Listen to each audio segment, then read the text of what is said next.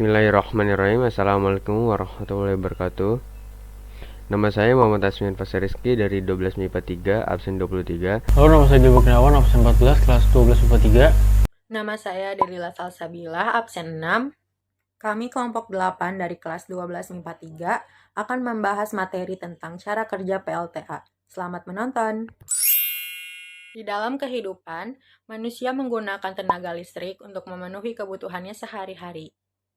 Tidak hanya untuk penerangan, listrik juga digunakan untuk beragam keperluan seperti mengolah data dalam perangkat, menghasilkan suara, dan lain sebagainya.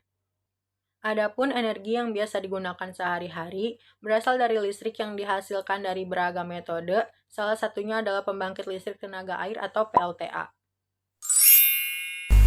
Saya akan menjelaskan tentang pengertian PLTA.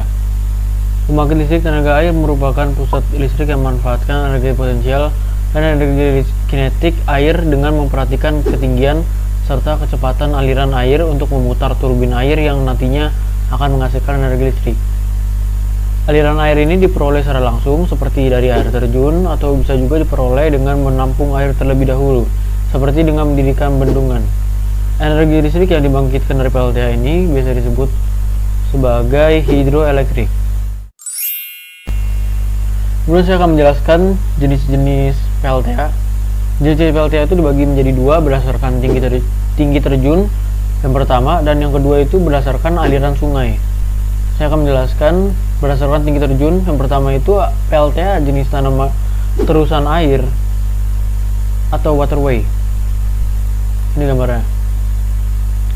PLTA jenis ini mempunyai tempat ambil air di hulu sungai dan mengalirkannya ke hilir melalui terusan air dengan kemiringan yang agak kecil.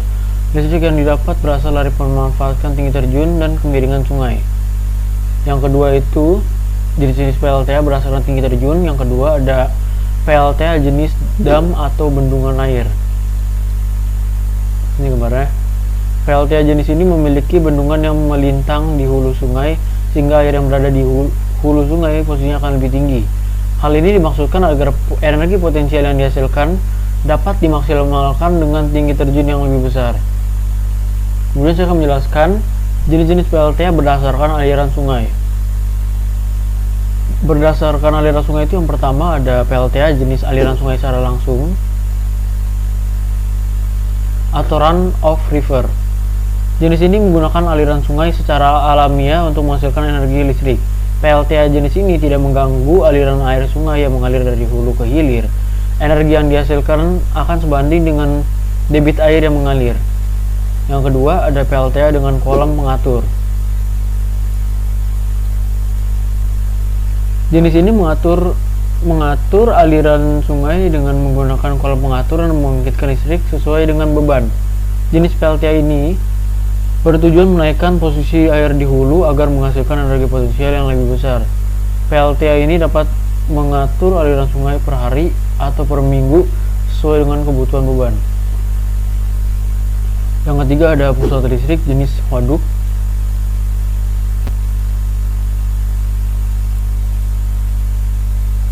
Jenis ini ditandai dengan adanya bendungan atau waduk di bagian hulu sebagai terlihat seperti danau buatan seperti gambar di atas. Waduk ini berfungsi untuk memaksimalkan tinggi terjun dari sungai sehingga energi potensial yang dihasilkan akan semakin besar. PLTA jenis ini memang mirip dengan PLTA kolam pengatur, hanya saja PLTA jenis ini memiliki penampungan yang jauh lebih besar sehingga kapasitas pembangkitan energi listrik juga semakin besar. PLTA jenis ini memakan banyak tanah, biaya pembangunannya besar, serta memiliki resiko besar terhadap perubahan ataupun kerusakan lingkungan. Di sini saya akan menjelaskan prinsip kerja PLTA.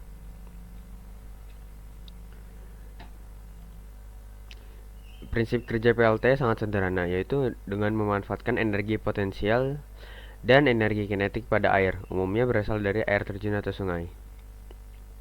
Energi potensial dan energi kinetik ini berasal dari aliran air. Berikut adalah tahapan prinsip kerja PLTA.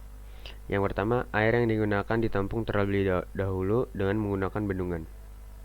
Bendungan berfungsi sebagai reservoir air yang menyediakan air untuk keperluan pembangkit. Yang kedua, air dari bendungan kemudian dialirkan ke turbin melalui pipa yang disebut pipa pesat atau penstock. Bisa dilihat dari gambar penghubung antara bendungan dengan turbin itu namanya adalah pipa penstock. Yang ketiga adalah air tersebut kemudian digunakan untuk memutar turbin air. Turbin air langsung berhubung dengan generator. Generator kemudian akan mengubah energi gerak dari turbin menjadi energi listrik.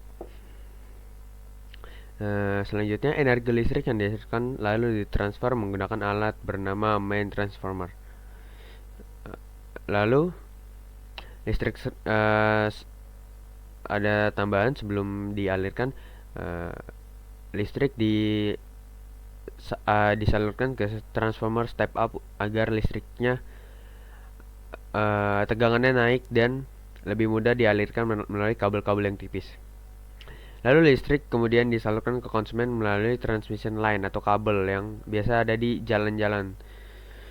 Selanjutnya, setelah digunakan untuk memutar turbin air yang telah digunakan tersebut kemudian disalurkan ke tile race untuk dialirkan ke sungai atau danau.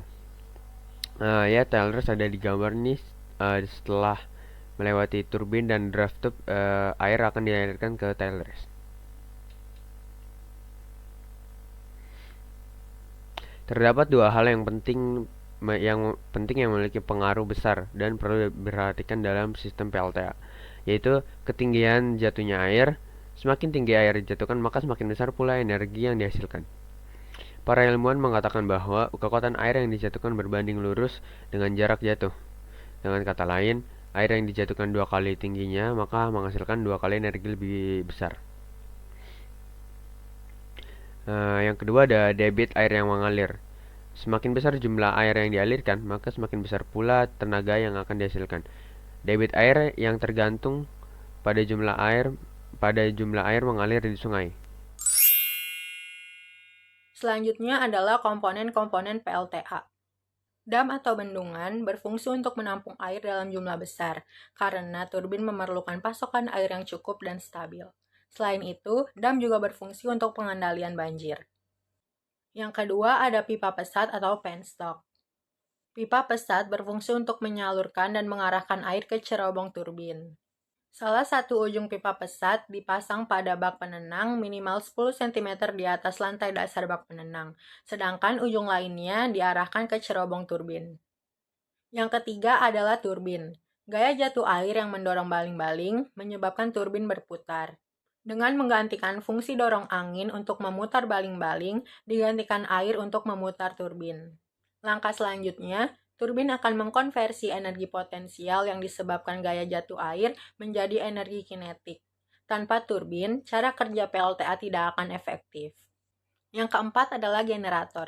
Generator merupakan alat yang dihubungkan dengan turbin melalui gigi-gigi putar, sehingga apabila baling-baling turbin berputar, maka generator juga akan ikut berputar. Yang terakhir ada jalur transmisi. Jalur transmisi berfungsi untuk mengalirkan arus listrik dari PLTA ke rumah-rumah atau industri. Kelebihan dan kekurangan PLTA. Kelebihan PLTA itu yang pertama, tidak memerlukan bahan bakar. Yang kedua, biaya operasional cost pusat listrik rendah. Yang ketiga, termasuk pembangkit listrik yang ramah lingkungan, tidak menimbulkan polusi. Yang keempat, turbin bisa di on atau off dengan cepat. Yang kelima itu dapat melayani perubahan beban dengan cepat dalam sistem tenaga listrik. Yang keenam, lifetime pembangkit yang relatif lama, bisa sampai 50 tahun. Kekurangan PLTA, yang pertama sangat bergantung dari kapasitas air yang dibutuhkan. Yang kedua, jauh dari pusat beban. Yang ketiga, investasi awal pusat listrik yang mahal, karena pembangunannya sangat mahal. Yang keempat, capital return lama. Nah, selanjutnya adalah rumus menghitung daya PLTA. Di sini ada rumus P sama dengan eta dikali Q dikali Rho dikali G dikali H. Dengan keterangan, P adalah daya dengan satuan watt, eta adalah efisiensi, Q adalah debit air dengan satuan meter kubik per sekon, Rho adalah massa jenis air dengan satuan kilogram per meter kubik. G adalah percepatan gravitasi dengan satuan meter per sekon kuadrat. H adalah tinggi air terjun dengan satuan meter. Lalu di sini ada contoh soal. Sebuah air terjun setinggi 30 meter dimanfaatkan untuk PLTA dengan debit aliran air 10 meter kubik per sekon dan efisiensi generator yang digunakan adalah 60%. Maka berapakah daya yang dapat dibangkitkan oleh air terjun tersebut jika rho air sama dengan 1000 kg per meter kubik dan G sama dengan 10 meter per sekon kuadrat? Diketahui, efisiensi atau eta sama dengan 60% atau 0,6, debit air atau Q sama dengan 10 meter kubik per sekon, massa jenis air atau rho air sama dengan 1000 kg per meter kubik, percepatan gravitasi atau G sama dengan 10 meter per sekon kuadrat, tinggi air terjun atau H itu sama dengan 30 meter. Ditanya, daya yang dapat dibangkitkan oleh air terjun atau P sama dengan, jawab, P sama dengan eta dikali Q dikali rho dikali G dikali H. P sama dengan 0,6 dikali 10 dikali 1000 dikali 10 dikali 30. P sama dengan 1.800 watt. 1 megawatt itu adalah 1 juta watt. Maka di sini P sama dengan 1,8 megawatt. Lalu soal kedua, air terjun dengan ketinggian 10 meter digunakan untuk pembangkit listrik tenaga air atau PLTA berdaya listrik 1000 watt, maka berapakah debit air yang sampai ke kincir jika efisiensi generator 80%, G sama dengan 10 meter per sekon kuadrat, dan rho air sama dengan 1000 kg per meter kubik. Diketahui, daya atau P sama dengan 1000 watt, efisiensi atau eta sama dengan 80% atau sama dengan 0,8, massa jenis air atau rho air sama dengan 1000 kg per meter kubik, percepatan gravitasi atau G sama dengan 10 meter per sekon kuadrat, tinggi air terjun atau H sama dengan 10 meter. Ditanya, debit air yang sampai ke kincir atau Q adalah, jawab, P sama dengan eta dikali Q dikali rho dikali G dikali H.